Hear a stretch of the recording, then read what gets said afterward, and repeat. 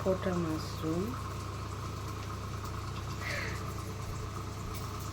দেখুন মাশরুমগুলো কেটে ধুয়ে আমি নুন হলুদ মাখিয়ে রেখেছিলাম। নুন হলুদ মাখিয়ে রাখলে এটার একটা রকমের জল বেরোয়। দেখুন এইভাবে আমি এগুলোকে নিগড়ে নিচ্ছি।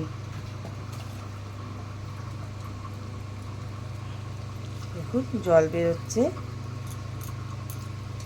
এইভাবে আমি নিগড়ে নিচ্ছি। দেখুন এই মাশরুমগুলোর আমি জল ঝরিয়ে নিয়েছি। এবার আমি কড়াইতে তেল দিয়েছি। এবার আমি এগুলো একটু ভেজে নেব।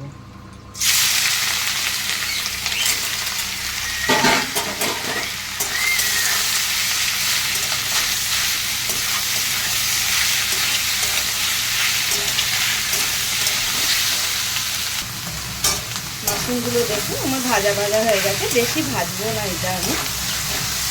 এবার আমি এটা নাবিয়ে দিই। দেখুন আমি এই মাশরুম ভাজাটা নাবিয়ে দিয়েছি। এবার আমি ওই কড়াইতেই তেল গরম করছি। এবার আমি পেঁয়াজ দিয়ে দিই।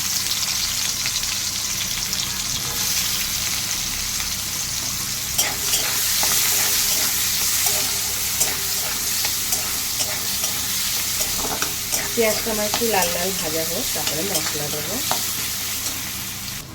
পেঁয়াজটা দেখুন আমার লাল লাল ভাজা হয়ে গেছে। এর মধ্যে আমি আদা রসুনের পেস্ট দিলাম 2 চামচের মতো।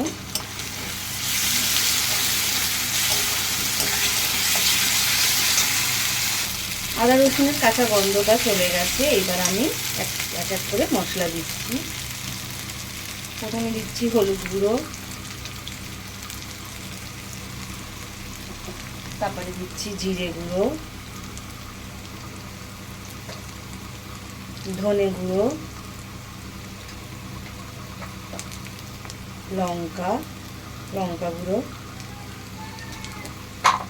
আর দিচ্ছি কাশ্মীরি লঙ্কা গুঁড়ো।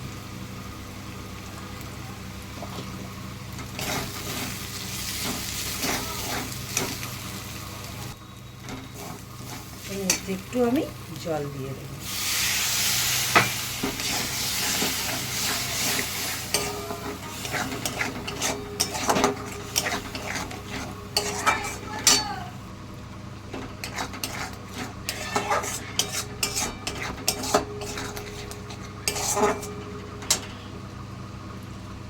মশলাটা আমার একটু ভাজা ভাজা হোক।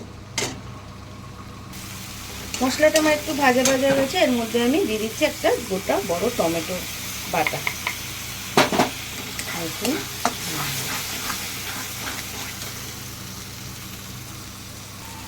এর মধ্যে দিয়ে দিচ্ছি আমি একটু নুন।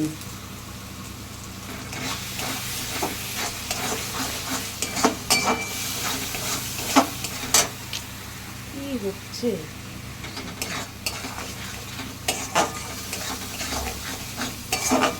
এবার মশলাটা আমি ভালো করে কষাবো। এবার আমি এটা ঢেকে দিচ্ছি।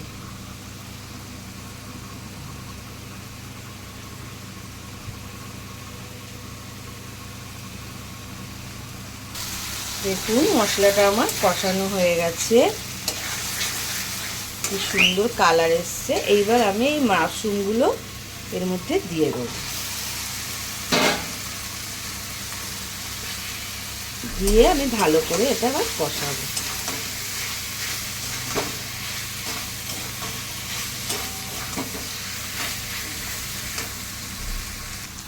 আমার কষানো হয়ে গেছে। এবার এর মধ্যে আমি জল দেব।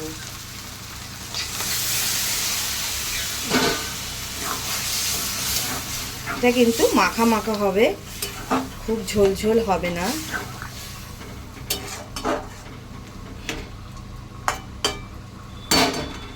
এবার আমি এটা ঢেকে দেবো।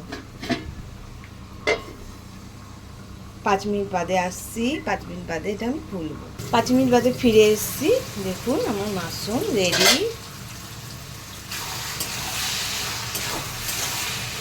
মাশরুম আমার দেখুন রেডি।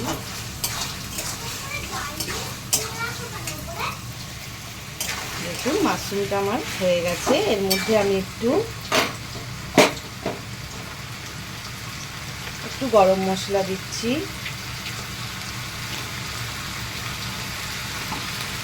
আর একটু আমি 1 চামচির মতো একটু ঘি দিচ্ছি,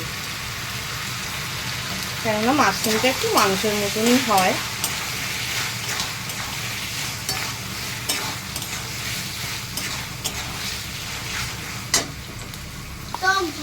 দেখুন আমার হয়ে গেছে। এইবার আমি লাস্টে একটু ধনেপাতা ছড়িয়ে দিচ্ছি।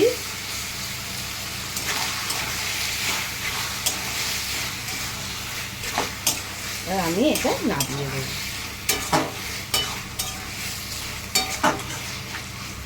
মাশরুম আমার রেডি। আর আমি নামিয়ে দিচ্ছি।